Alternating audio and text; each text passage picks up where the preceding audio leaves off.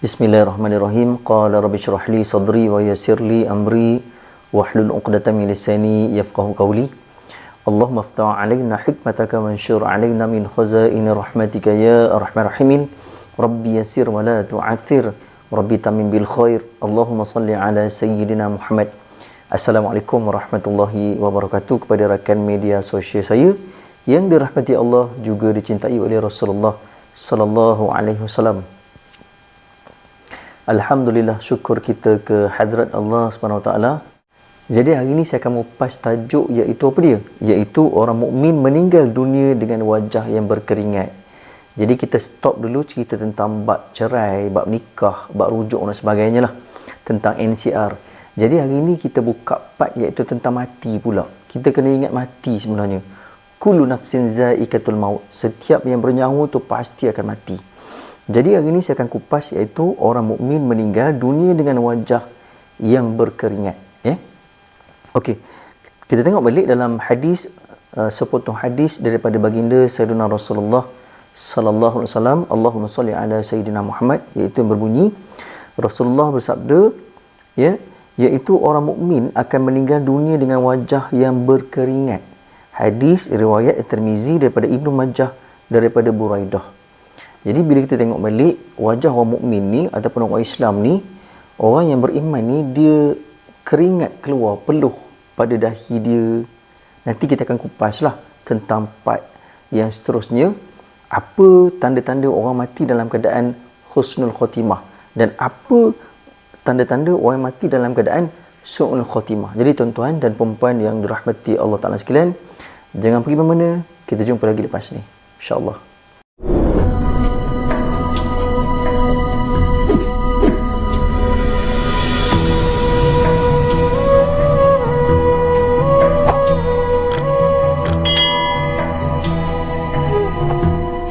Assalamualaikum warahmatullahi wabarakatuh. Kembali semula ke dalam channel saya, Semangat Atar, yang mengupas berkaitan dengan isu-isu fiqh perkahwinan, hidup dan mati, dan juga membincangkan perihal-perihal iaitu tentang kaunseling dan juga perihal-perihal tentang hukum hakam lah. Okey. Kita masuk pada kitab ni iaitu Imam Al-Qurtubi, Rahsia Kematian, Alam Akhirat dan Kiamat. Okey. Salman Al-Farisi menceritakan, aku mendengar Rasulullah SAW bersabda, perhatikanlah keadaan mayat ketika meninggal dunia apabila Salman Al-Farisi ni dia mendengar baginda Sayyidina Rasulullah SAW berkata ataupun bersabda, iaitu ketiga bila mana orang meninggal, kita kena lihat ada beberapa perkara kepada mayat tadi ataupun orang dalam keadaan sakarat tadi. Sakarat ni apa? Iaitu sakaratul maut yang teramat sakit sangat. Jadi tuan-tuan dan puan-puan yang dirahmati Allah Ta'ala sekalian, kata Salman Al-Farisi, Nabi pesan pada dia, tengok yang pertama sekali apa dia? Iaitu keringatnya menitis. Yang kedua pula iaitu air matanya keluar dan suara atau nafas panjang keluar dari hidungnya. Ada tiga perkara yang kita perlu lihat ketiga bila mana kita melawat jenazah ataupun kita melihat orang yang telah mati. Jadi tuan-tuan dan puan-puan yang dirahmati Allah Ta'ala sekalian, jadi saya rasa tuan-tuan pun ada pengalaman menguruskan jenazah daripada A sampai Z. Macam contoh saya biasa menguruskan jenazah. Biasa kalau orang akan panggil saya untuk menguruskan ataupun memandikan, mengafankan jenazah waris dia pada ketika itu. Jadi saya ni mempunyai pengalaman untuk menguruskan jenazah.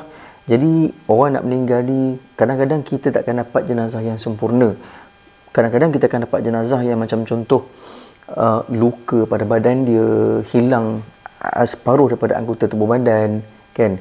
Jadi orang yang nak menguruskan jenazah ni, dia kena ada persediaan dari segi sudut mental dan juga fizikal. Dia tidak boleh menghina jenazah tersebut. Sebab apa? Jenazah ni adalah makhluk Allah Ta'ala yang kita nak kembalikan semula dia. Kita nak buat persiapan untuk kembalikan semula dia ke tempat asal dia. Di mana? Iaitu di tanah. Jadi bila mana kalau kita melihat jenazah ni, kita sebenarnya tak boleh lihat jenazah sebenarnya. Kita datang, kadang-kadang kita suka nak tengok jenazah. Kalau 10 orang datang, 10 orang akan buka balik penutup muka jenazah tu. Jadi sebenarnya kita tidak boleh melihatnya dari segi sudut adab tu tidak dibenarkan ataupun tidak boleh. Sebab apa? Bila kita melihat jenazah tu tadi, boleh mendatangkan keaiban kepada jenazah tadi. Buatnya jenazah tu tiba-tiba rupa diteruk pada ketika itu, mungkin kita ni orang yang melihat tidak boleh menyimpan rahsia dan kita akan sebarkan kepada aib tu kepada orang lain. Jadi tidak dibenarkan. Jadi seelok-eloknya kepada ahli waris, bila mana kalau ahli keluarga dia meninggal dunia, hendaklah dia menutup dengan satu kain berwarna putih yang jelas yang boleh menampakkan jenazah tu tadi wajah dia saja. Sebahagian daripada dada ke bawah dia perlu tutup dengan kain selimut ataupun kain batik lepas ke ataupun kain plekat lepas dan sebagainya lah. Melainkan di atas saja dia perlu letakkan kain lace ataupun kain yang berwarna putih yang jarang supaya orang boleh melihatnya, ya. Jadi mayat ni Nabi suruh tengok ada beberapa perkara yang boleh kita tengok yang matinya dalam keadaan husnul khotimah, iaitu keringatnya menitis, keluar percikan peluh pada dahi dia. Bila kita melihat percikan peluh pada dahi dia, ada kupasan daripada ulama di sini menyatakan dia malu dengan dosa dia. Nanti kita akan kupaslah. Dan ada sebahagian ulama mengatakan iaitu banyaknya dia beribadah sepanjang kehidupan dia, sebab tu keringat dia keluar, ya. Okey, yang kedua pula air matanya keluar. Orang yang mati dalam keadaan husnul khotimah ni, iaitu air mata dia keluar mengalir je kadang-kadang, kan. Pernah berlaku, saya pernah menguruskan satu jenazah ni, kan, tiba-tiba air mata dia keluar mengalir, masya-Allah, kita sendiri pun tengok sedihnya lah. Dan saya pun berdoa, ya Allah, moga jenazah ni Allah ampunkan dosa dia. Dan mungkin jenazah ni adalah jenazah orang yang beriman kepada Allah Ta'ala dan rajin menangis pada waktu malam. Orang yang rajin menangis pada waktu malam ni, dia akan mati dalam keadaan yang keluar air mata dia, iaitu matinya apa? Dalam keadaan husnul khotimah. InsyaAllah, moga Allah Ta'ala anugerahkan kita mati dalam keadaan yang baik, tuan-tuan dan perempuan yang dirahmati Allah Ta'ala sekalian. Kadang-kadang rezeki ni bukan pada makanan saja. Ingat, ya, rezeki ni bukan pada makanan saja, bukan pada kereta baru, bukan pada rumah besar, bukan kepada pekerjaan yang hebat dan bukan pada gaji yang besar. Tapi rezeki yang paling besar sekali adalah apa dia? Dapat mati dalam keadaan husnul khotimah. Allahu Akbar. Seronoknya lah tengok orang mati dalam keadaan husnul khotimah. Wajahnya tersenyum, mati dalam keadaan sujud, mati dalam keadaan pegang tasbih, mati dalam keadaan tengah baca Quran, matinya dalam keadaan yang diduduk dalam Masjidil Haram, matinya dia dalam keadaan yang diduduk dalam masjid. Allahu Akbar. Moga Allah Ta'ala rezekikan kita mati dalam keadaan begitu, tuan-tuan dan perempuan yang dirahmati Allah SWT sekalian. Sebab tu kita kena mohon kepada Allah Ta'ala sebelum kita tidur, amalkan apa dia? Iaitu zikir Fatimah. Sebelum tu ambil wuduk dulu, solat hajat, solat sunat taubat. Lepas tu sebelum tidur amalkan zikir Fatimah, baca surah Al-Mulk, kan? Baca surah Al-Mulk dan juga bacalah surah-surah pilihan yang sebelum kita tidur, dan tidurlah berniatlah supaya kita bila Allah Ta'ala ambil nyawa kita, matinya dalam keadaan husnul khotimah, bukan mati dalam keadaan su'ul khotimah. Jadi tuan-tuan dan perempuan yang dirahmati Allah SWT sekalian. Okey. Dan seterusnya pula iaitu suara atau nafas panjang keluar daripada hidungnya. Matinya bunyinya begitu, nafas tu panjang. Nanti tuan-tuan tengok, kalau nafas dia panjang bila dia meninggal, maksudnya ada potensi dia untuk masuk syurga Allah Ta'ala, mati dalam keadaan baik. Tapi kadang-kadang bila nafas dia pendek, mungkin ada sebab tertentu, mungkin saluran pernafasan dia ada problem dan sebagainya, dan juga maka itu merupakan rahmat yang diturunkan oleh Allah Ta'ala. Sebenarnya orang yang mati dalam keadaan 3 benda ni, kata Salman Al-Farisi, kata Nabi kepada dia, apa dia?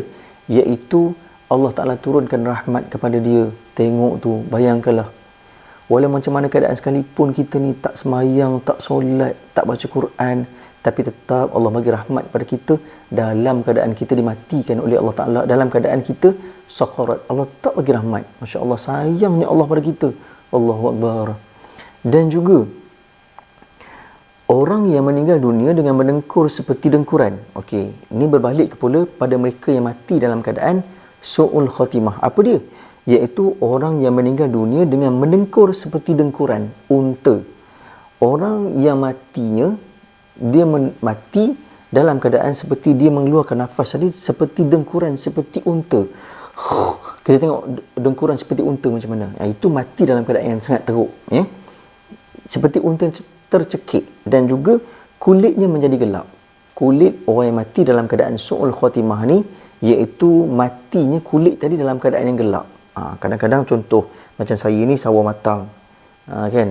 Tapi bila kita meninggal esok, contoh bila kita mati dalam keadaan su'ul khatimah, kulit kita akan tukar menjadi gelap. Itu tanda mati dalam keadaan su'ul khatimah. Kulitnya akan gelap, wajahnya serinya akan ditarik oleh Allah Ta'ala, ya?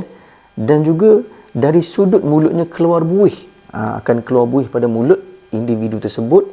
Itu tandanya dia ni mati dalam keadaan su'ul khatimah. Dan juga, tapi kadang-kadang buih ni kemungkinan mungkin yang keluar adalah daripada benda masam daripada dalam perut dia keluar, kan, ataupun mungkin cecair dalam perut dia keluar, ataupun ubat yang dimakan sebelum ni.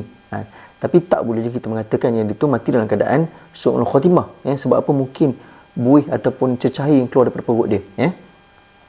Maka itu merupakan azab yang diturunkan Allah SWT kepada dia ketika dia mati. Itu azab. Tadi rahmat, ni azab pula. Hadis riwayat Abdullah At-Tirmizi dalam Nawadir Al-Ushul, ya. Abdullah berkata, apabila seseorang mukmin pernah melakukan kesalahan ketika hidup di dunia, maka dia akan meninggal dunia dengan wajah yang berkeringat sebagai balasan atas kesalahannya. Ini Abdullah pula berkata, jadi orang mukmin ni dia pernah melakukan kesalahan ketika hidup, maka dia akan meninggal dunia dengan wajah yang berkeringat sebagai balasan atas kesalahannya. Jadi dia, Allah Ta'ala terima keampunan dia, Allah Ta'ala maafkan dia. Kita nak bila kita mati, Allah maafkan kita. Allah maafkan segala dosa kita.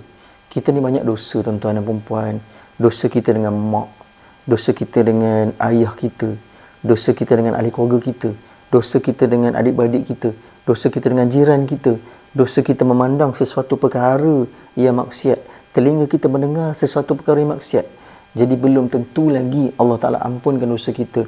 Jadi bersyukurlah ketika bila mana Allah Ta'ala anugerahkan penyakit kepada individu tersebut sehingga akhir hayat dia, maka Allah Ta'ala akan gugurkan setiap dosa dia, maka Allah Ta'ala akan terima jasad dia, akan terima roh dia.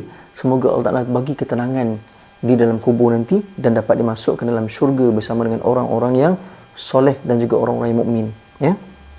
Okey, kita tengok pada khilaf pandangan ulama pula berkaitan dengan keringat. Beberapa ulama berpendapat bahawa keringat yang keluar dari wajah orang mukmin yang meninggal dunia disebabkan perasaan malu terhadap Allah akibat dosa yang dilakukannya, kerana tubuh bahagian bawahnya telah mati. Jadi kadang-kadang orang yang keluar keringat ni maksudnya dia ni rasa bersalah dengan Allah Ta'ala, rasa sedih dia tadi. Sebab apa? Di bahagian bawah dia telah mati pada ketika dalam keadaan dia dalam keadaan sakarat tadi. Dan seterusnya pula iaitu, dan yang dapat bergerak serta mempunyai kekuatan hanya anggota tubuh badannya atasnya sahaja. Jadi bila orang dalam keadaan sakarat tadi, iaitu bahagian bawahnya telah mati dan bahagian iaitu di sini sampai sini dia akan hidup. Sebab apa? Sebab Allah Ta'ala masih lagi nak bagi rahmat pada kita supaya kita dapat menyebut kalimah yang mulia, syahadah la ilaha illallah Muhammadur Rasulullah, ya. Pada saat itulah kelihatan perasaan malu di matanya. Kita rasa malu bila nak diambil nyawa oleh Allah Ta'ala.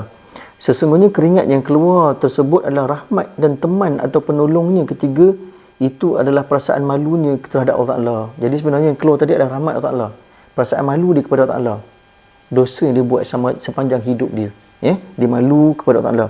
Dan juga dan berita gembira serta kemuliaan yang dihadiahkan kepadanya daripada Allah Ta'ala, ya. Jadi insya-Allah tuan-tuan dan puan-puan yang dirahmati Allah Ta'ala sekalian, kita sambung balik part 2 berkaitan dengan iaitu apa dia? Iaitu tentang cara roh keluar dari jasad orang mukmin dan orang kafir. Kita akan bertemu lagi untuk video ataupun vlog yang akan datang. Jadi insya-Allah jangan lupa untuk like, subscribe dan juga komen di bawah tu. Dan juga insya-Allah semoga apa yang kita dapat pada hari ini walaupun sedikit, semoga memberikan kesedaran kepada kita dan dapat kita muhasabah diri. Jadi insya-Allah semoga Allah Ta'ala bagi rezeki pada kita untuk mati dalam keadaan husnul khatimah. Jadi wabillahi taufiq wal hidayah. Wassalamualaikum warahmatullahi wabarakatuh. InsyaAllah kita jumpa lagi.